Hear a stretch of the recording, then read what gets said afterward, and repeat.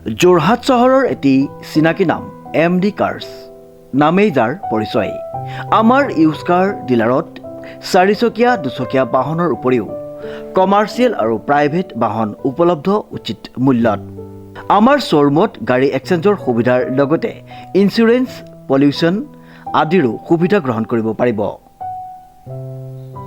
নমস্কাৰ, মই যোৰহাটৰ MD কাৰ্ছৰ স্বত্বাধিকাৰ হয়। আমাৰ ইয়াত সকলোখিনি গাড়ী পাব, কমাৰ্চিয়েলৰ পৰা ধৰি প্ৰাইভেট ভেহিকললৈকে পাব। আমাৰ ইয়াত ফাইনেন্সৰো সুবিধা পাব আৰু এক্সচেঞ্জো হয় আমাৰ ইয়াত। আমাৰ প্ৰত্যেকখন গাড়ীৰে ডকুমেণ্টছৰ যিখিনি চাৰ্জ হ'ব সেইখিনি আমি ফ্ৰী কৰি দিওঁ আৰু ইঞ্চুৰেঞ্চ, পলিউশ্যন সকলোখিনি আমি আমাৰ ফালৰ পৰা পাব। আপোনালোকে কোনো ডকুমেণ্টছ চাৰ্জ একো দিবও নালাগে। আৰু আগন্তুক নতুন বছৰ বহুতখিনি সুবিধা আছে, অফাৰো আছে। আমি সেইখিনিও আপোনালোকক অফাৰখিনি দিম। আৰু আমাৰ এড্ৰেছটো হৈ গ'ল যোৰহাটৰ সদৰ তিনিআলি নিয়েৰ টুকুলাই, MD কাৰ্ছ। Contact number 9101587204। আৰু এটা আমাৰ ডিলাৰ আছে গোলাঘাটৰ টাউনতে, MD কাৰ্ছ। আপোনালোক তালৈও যাব পাৰে, তাতো ভাল গাড়ী পাব। আপোনাৰ মন পচন্দৰ গাড়ীখন ক্ৰয় কৰিব পাৰিব। Contact number 9101587204। ধন্যবাদ। প্ৰিয় গ্ৰাহকসকলে উচিত মানদণ্ড আৰু উচিত মূল্যত আমাৰ শ্ব'ৰুমৰ পৰা সপোনৰ গাড়ীখন নিশ্চিন্ত মনে ক্ৰয় কৰিব পাৰিব। গতিকে আজিয়ে আহক আমাৰ শ্ব'ৰুম MD কাৰ্ছলৈ আৰু লৈ যাওক আপোনাৰ মৰমৰ গাড়ীখন। ইংৰাজী নৱবৰ্ষৰ উপলক্ষে আমাৰ শ্ব'ৰুমত বিভিন্ন অফাৰ আগবঢ়োৱা হৈছে। আমাৰ ঠিকনা MD কাৰ্ছ, সদৰ তিনিআলি, যোৰহাট নিয়েৰ টুকুলাই। আমাৰ যোগাযোগ নম্বৰটো হৈছে 9101587204। নমস্কাৰ, বিশেষ বাতৰিৰ সৈতে ষ্টুডিঅ'ৰ মজিয়াত মই লিপিকা। পূৰ্ব ভাৰতী এডুকেশ্যনেল ট্ৰাষ্টৰ উদ্যোগত গাৰ্লছ ফৰ গ'ল্ছ আন্তঃ চাহ বাগিচা মহিলা ফুটবল চেম্পিয়নশ্বিপ আয়োজন। সংবোধন কৰিলে সংবাদমেল। নিউজ টাৱাৰ এক বিশেষ প্ৰতিবেদন।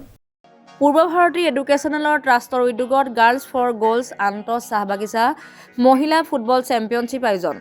পূৰ্ব ভাৰতী এডুকেশ্যনেল ট্ৰাষ্টৰ উদ্যোগত গাৰ্লছ ফৰ গ'ল্ছ আন্তঃ চাহ বাগিচা মহিলা ফুটবল চেম্পিয়নশ্বিপ 2025 আৰম্ভ কৰা হৈছে। তৃতীয়বাৰলৈ গাৰ্লছ ফৰ গ'ল্ছ আন্তঃ চাহ বাগিচা মহিলা ফুটবল চেম্পিয়নশ্বিপটি অনুষ্ঠিত কৰা হৈছে। এই চেম্পিয়নশ্বিপটিৰ মূল উদ্দেশ্য হৈছে চাহ বাগিচা, চাহ জনজাতি বা আদিবাসী সম্প্ৰদায়ৰ কিশোৰীসকলক খেলৰ জৰিয়তে শিক্ষাৰ দিশত আগবঢ়াই নিয়া আৰু ছোৱালীবোৰক খেলাৰ প্ৰতি অনুপ্ৰাণিত কৰা, লগতে সঠিক মঞ্চ এখন প্ৰদান কৰা। গাৰ্লছ ফৰ গ'ল্ছ চেম্পিয়নশ্বিপটি অসমৰ 6টা খণ্ডত অনুষ্ঠিত হ'ব। যোৰহাট খণ্ডত চলিত বৰ্ষ 18 জানুৱাৰীত আয়োজন কৰা হ'ব। প্ৰত্যেকটো খণ্ডত 16টা টীমে অংশগ্ৰহণ কৰিব পাৰিব। প্ৰত্যেকটো খণ্ডৰ পৰা 2টাকৈ টীম নিৰ্বাচন কৰা হ'ব। নিৰ্বাচিত হোৱা 12টা টীমে গাৰ্লছ ফৰ গ'ল্ছ চেম্পিয়নশ্বিপটি চূড়ান্ত খেলখনত অংশগ্ৰহণ কৰিব। এই চূড়ান্ত খেলখন 2025 চনৰ ডিচেম্বৰ মাহত অনুষ্ঠিত কৰা হ'ব। গাৰ্লছ ফৰ গ'ল্ছ চেম্পিয়নশ্বিপটি স্থানীয় সংগঠনৰ সহযোগত অনুষ্ঠিত কৰা হ'ব। আৰু গাৰ্লছ ফৰ গ'ল্ছে 2024 চনতো আমি girls for goals inter tea garden women football চেম্পিয়নশ্বিপটো আৰম্ভ কৰিছোঁ। আৰু এই চেম্পিয়নশ্বিপটো যোৱা ডিচেম্বৰ 21 তাৰিখৰ পৰা আৰম্ভ হৈ আছে। এটা ক্লাষ্টাৰ, যিটো ডিব্ৰুগড় আৰু তিনিচুকীয়া ক্লাষ্টাৰ, সেই ক্লাষ্টাৰত য'ত 16টা টীমে অংশগ্ৰহণ কৰিছে। আৰু আমি এইবাৰ 2025 চনত আমি এবাৰ 6টা ক্লাষ্টাৰ মাজত গোটেই খেলখন খেলাব বিচাৰিছোঁ। এটা ক্লাষ্টাৰ হৈছে যে ডিব্ৰুগড় আৰু তিনিচুকীয়া, আৰু দ্বিতীয় ক্লাষ্টাৰটো হৈছে শিৱসাগৰ, চৰাইদেউ, যোৰহাট আৰু গোলাঘাট, আৰু তৃতীয় ক্লাষ্টাৰটো হৈছে লখিমপুৰ, ধেমাজি আৰু বিশ্বনাথৰ এটা পাৰ্ট লোৱা হৈছে ইয়াত। আৰু ক্লাষ্টাৰ 4ত হৈছে চিৰাং, ধুবুৰী, বাক্সা, কোকৰাঝাৰ আৰু বঙাইগাঁও ডিষ্ট্ৰিক্ট। আৰু ক্লাষ্টাৰ 5ত হৈছে শোণিতপুৰ, ওদালগুৰি, দৰং ডিষ্ট্ৰিক্ট লোৱা হৈছে, আৰু বিশ্বনাথৰ এটা পাৰ্ট লোৱা হৈছে, আৰু বৰাক ভেলী এটা ক্লাষ্টাৰ লোৱা হৈছে, য'ত গোটেই বৰাক ভেলী যিমান ডিষ্ট্ৰিক্ট আছে গোটেইখিনি ইয়াত অংশগ্ৰহণ কৰিব পাৰিব। 19টা টীম, টোটেল 19 ডিষ্ট্ৰিক্ট হ'ব। আৰু ইয়াতে আমি প্ৰত্যেক ক্লাষ্টাৰতে 16টা টিম লোৱাৰ আমি প্লেন কৰিছোঁ, য'ত নেকি আমাৰ 96টা টিমৰ আমি ভাবি আছোঁ যে গোটেই খেলখনত যিটো গাৰ্লছ ফৰ গ'ল্ডছ এতিয়া আহিবলগীয়া খেল আছে সেই খেলত অংশগ্ৰহণ কৰিব। আৰু এতিয়া ক্লাষ্টাৰ লেভেল খেলবিলাক আমাৰ আৰম্ভ হৈছে। যোৰহাট ক্লাষ্টাৰত আমাৰ 18-19 তাৰিখে হ'ব। লগতে যিটো তৃতীয় ক্লাষ্টাৰ লখিমপুৰ ক্লাষ্টাৰত 17, 18, 19 তাৰিখৰ পৰা আৰম্ভ হ'ব। আৰু বাকীকেইটা ক্লাষ্টাৰত এতিয়ালৈকে ডেট ফিক্স হোৱা নাই, কিন্তু আমি কানেকশ্যন কৰি আছোঁ সেইবিলাকৰ লগত।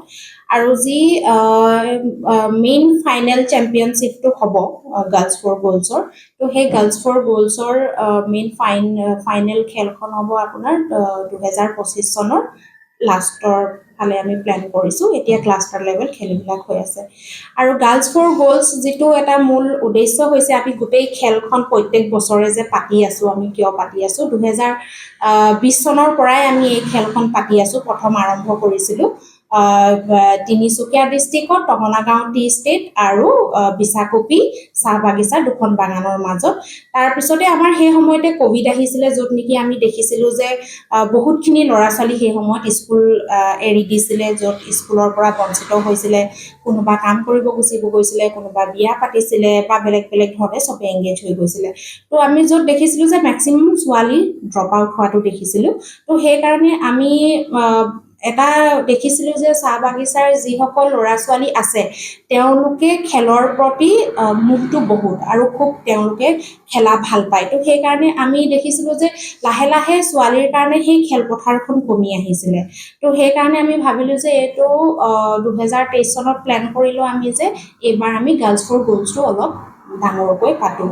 উজনি অসম আমি গাৰ্লছ ফৰ গ'ল্ডছ 2023 চনত পাতিছিলোঁ, য'ত আমি আশা কৰিছিলোঁ যে 32টা টিম জইন কৰিব বুলি। 4টা ক্লাষ্টাৰত খেলখন হৈছিলে, কিন্তু আমি তাত 26 বহুত টিমে পালোঁ। 26টা টিম তাত অংশগ্ৰহণ কৰিলে। আৰু ফাইনেল হ'ল আমাৰ যোৰহাট নকছাৰী খেলপথাৰত। আৰু তাতে ৰাজা আলী ডিব্ৰুগড় যি মহিলা ফুটবল টিম আছে তেওঁলোকে ফাৰ্ষ্ট প্ৰাইজ পাইছিলে, উইনাৰ হৈছিলে। আৰু বাহনী যোৰহাট ডিষ্ট্ৰিক্টৰ টিমটোৱে ৰানাৰ আপ হৈছিলে। আৰু ইয়াতে প্ৰাইজ মানিও দিয়া হৈছিলে, উইনাৰক 70,000 আৰু ৰানাৰ আপক 30,000 দিয়া হৈছিলে। তো বিশেষকৈ আমি গাৰ্লছ ফৰ গ'ল্ডছক ছোৱালীসকলক, যিসকল বাগিচা অঞ্চলত ছোৱালী আছে যি মানে শিক্ষাগত দিশত পৰা বঞ্চিত হৈ আছে, তো সেই ছোৱালী কেইগৰাকীক যাতে আমি খেলৰ জৰিয়তে শিক্ষাৰ জগতলৈ লৈ আহিবলৈ এক প্ৰয়াস কৰা হৈছে। তো সেই উদ্দেশ্যে আমি প্ৰত্যেক 2 বছৰৰ মূৰে মূৰে গাৰ্লছ ফৰ গ'ল্ডছ চেম্পিয়নশ্বিপটো আমি পাতিম বুলি সেই সময়তে আমি সিদ্ধান্ত লৈছিলোঁ। সেইকাৰণে আমি এবাৰ তৃতীয়বাৰ girls for goals inter tea garden women football চেম্পিয়নশ্বিপটো আৰম্ভ কৰিছোঁ। এবাৰ তৃতীয়বাৰ নহয় জানো? এইটো তৃতীয়বাৰ হ'ব। ক'ত ক'ত অনুষ্ঠিত হ'ব? খেলপথাৰ কিবা নিৰ্দিষ্টকৈ লোৱা হৈছে নেকি? হয়, ক্লাষ্টাৰ যিটো তিনিচুকীয়া ক্লাষ্টাৰ আছিলে ডিব্ৰুগড় আৰু তিনিচুকীয়াৰ মাজত, সেইটো ডুমডুমা খেলপথাৰত বৰ্তমান হৈ আছে। 10 তাৰিখে 10 জানুৱাৰী তাৰিখে এইটো ফাইনেল আছে তাত। আৰু যিটো যোৰহাট ক্লাষ্টাৰ আছে, শিৱসাগৰ, চৰাইদেউ, যোৰহাট আৰু গোলাঘাট, আৰু এইটো দুখন খেলপথাৰত হ'ব 18-19 তাৰিখে। যিটো শিৱসাগৰ আৰু চৰাইদেউৰ কাৰণে খেলপথাৰখন আমি বৰ্তমান এতিয়ালৈকে ফাইনেল কৰিব পৰা নাই, কিন্তু যোৰহাটৰ আৰু গোলাঘাটৰ মাজত হোৱাখন মেলেং ফেষ্টুৱালত খেলখন অনুষ্ঠিত হ'ব। আৰু যি ক্লাষ্টাৰ 3 লখিমপুৰ, ধেমাজি আৰু বিশ্বনাথৰ এটা পাৰ্ট হ'ব তাত। তো সেইটো আমি জহিং টি গাৰ্ডেন খেলপথাৰত খেলখন অনুষ্ঠিত কৰা হ'ব। আহিবলগীয়া 17, 18 আৰু 19 তাৰিখে। আৰু বাকী ক্লাষ্টাৰ কেইটাৰ এতিয়ালৈকে আমি কথা বতৰা পাতি থকা হৈছে, কিন্তু ডেট ফাইনেল কৰা নাই। তো আমি এইটো খেল আপোনাৰ আগষ্টৰলৈকে আমি ক্লাষ্টাৰ লেভেল খেলখিনি শেষ কৰি দিম বুলি চিন্তা ধাৰণা কৰিছোঁ। আৰু ফাইনেলখন আমি চেম্পিয়নশ্বিপ যিখন ফাইনেল হ'ব 2025 ডিচেম্বৰলৈকে আমি প্লেন কৰিছোঁ কৰিবৰ কাৰণে। বয়সৰ কিবা সময়সীমা আছে নেকি যে অংশগ্ৰহণ কৰিবৰ কাৰণে?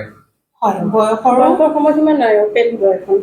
খালি আমাৰ তাত এটা কথা আছে কি, আমি টি গাৰ্ডেন উমেন্সৰ ওপৰত বেছি গুৰুত্ব দিছোঁ যে তেওঁলোকৰ মানে আমাৰ ধৰক 9% বা 8% আমাৰ টি গাৰ্ডেন ছোৱালী থাকিবই লাগিব। মানে আমাৰ এইটোৱে সেইটো টি গাৰ্ডেন ছোৱালীখিনি উলিয়াই অনাটোৱে আমাৰ ইমেই সেইটো।